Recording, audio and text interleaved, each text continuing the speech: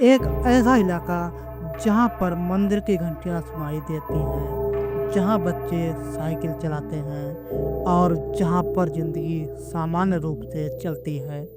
लेकिन इसी शांति के बीच एक ऐसा प्लेट है जिसके सामने से लोग नजरें चुराकर निकल जाते हैं। दिन के उजाले में ये सिर्फ एक बंद दरवाज़ा है, दीवारें चुप हैं, खिड़कियाँ स्थिर हैं, लेकिन जैसे ही रात गहराती है, यहाँ का नज़ारा बदलने लगता है। कभी-कभी आधी रात के बाद यहाँ किसी के रोने की आवाज़ आती है, कभी-कभी किसी के चलने की आहट और कभी-कभी यहाँ का दरवाज़ा अपने आप खुल जाता है। तो दोस्तों, मैं हूँ प्रदीप कुशवाहा और आज मैं आप सभी को ले चलूँगा चेन्नई के वाल्मीकि नगर के फ्लैट नंबर 2 में।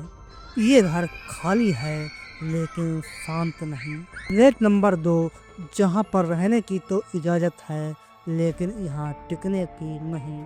रात के बाद ये फ्लैट किसी और का हो जाता है। इस दरवाजे के अंदर जो कोई भी है वो आपको तो देख रहा है लेकिन आप उसको नहीं देख सकते।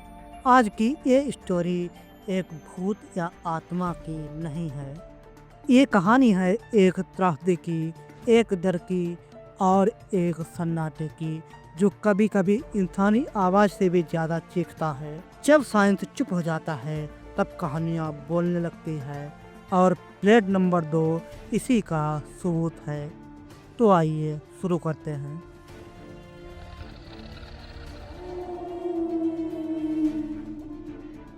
उन्नीस सौ 90 के दशक में चेन्नई के वाल्मीकि नगर में एक मध्यम परिवार रहता था। परिवार में उसके पिता, माँ और एक बेटी थी।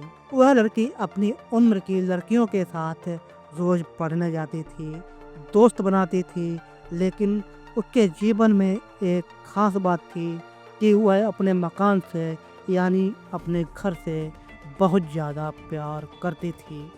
उसका घर उसके लिए पूरी दुनिया थी। वो कहा करती थी कि ये मेरा किला है, मैं इसको छोड़कर कभी भी नहीं जाऊंगी। लेकिन आज से करीब 15 साल पहले उस लड़की की मौत हो जाती है। कोई इसको सुसाइड बताता है और कोई उसको एक्सीडेंट। चाहे खुशी हुआ हो, एक घर की रोशनी चली गई, एक पिता की पूरी दुनिया उजड़ गई और बेटी की मौत के बाद एक पिता पूरी तरह से टूट गया। मौत के बाद भी उसकी आत्मा घर को छोड़ने के लिए तैयार नहीं थी। वह लड़की उस घर से इतनी जुड़ी हुई थी कि उसकी रूह वहीं पर रुक गई। उसी समय से शुरू होती है फ्लैट नंबर 2 की स्टोरी। घर के अंदर से अजीबोगरीब आवाज़ें आने लगी, कभी लड़कियों के रोने की तो कभी कभी दरवाजे अपने आप खुद ब खुद बंद व खुल जाते थे। किसी की छाया घूमती हुई दिखाई देती थी तो किसी के फुसफुसाहट की आवाज़ सुनाई देती थी। और सबसे डरावनी बात कि जो कोई भी उस घर के आसपास से निकलता है उसके मोबाइल का नेटवर्क गायब हो जाता है और स्क्रीन ग्रे हो जाती है। इंटरव्यू में एक स्थानीय बताता है कि मैं पार्टी से लौट रहा था, समय था करीब 2 बजे और उस फ्लैट का दरवाज़ा धीरे धीरे खुल रहा था। वहाँ कोई हवा नहीं थी, वहाँ कोई इंसान नहीं था, बस वो दरवाज़ा धीरे धीरे खुल रहा था जैसे वो किसी का स्वागत कर रहा हो और फिर थोड़ी देर के बाद अपने आप बहुत ज़ोर से बंद हो जाता है। एक किराएदार ने कहा कि मैं जानता था कि कमरे में कोई नहीं है, लेकिन मेरा मन मानने को तैयार नहीं था। ये पहला संकेत था कि घर उन्हें स्वीकार नहीं कर रहा था। कुछ ही दिनों के बाद चीज़ें बदलने लगीं। फर्श पर चलने की आहट, बर्तनों का खनकना और दरवाजे का धीरे धीरे खुलना। जब उठकर देखा जाता तो सब वैसे का वैसा ही था जैसा रखा गया था। उस किराएदार ने एक औरत के रोने की आवाज़ सुनी, कभी रसोई से, कभी अंदर से और कभी बिल्कुल पास से। आवाज़ न तेज थी और न साफ, बस ऐसी आवाज़ जो खुद को रोक कर रो रहा हो। पैरानॉर्मल एक्सपर्ट का कहना है कि किसी भी हॉन्टेड जगह पर आत्मा सक्रिय हो ऐसा जरूरी नहीं है। इन्वेस्टिगेशन के दौरान पैरानॉर्मल टीम ने ये पाया ईबीएफ मीटर अचानक स्पाइक करता है और कुछ कमरों में अचानक तापमान 6 से 8 डिग्री सेल्सियस कम हो जाता है। पैरानॉर्मल एक्सपर्ट का कहना है कि जहां पर बिना इलेक्ट्रिक सोर्स के ईबीएफ स्पाइक करता है वहां पर अनएक्सप्लेनेड एनर्जी मौजूद होती है। सबसे ज्यादा चर्चित केस है 5 कॉलेज फ्रेंड्स का जो पहले दिन हंसते खेलते रहे लेकिन दूसरी रात करीब 2 बजे सबकी नींद एक साथ खुली। कमरे का तापमान अचानक बदल गया। किसी ने अपने कान के पास सांस महसूस की। एक लड़के ने साफ तौर पर कहा कि मैंने सही से सुना है कि मुझे मेरा नाम लेकर कोई बुला रहा है। 3 लड़के एक हफ्ते के अंदर ही घर को छोड़कर चले गए।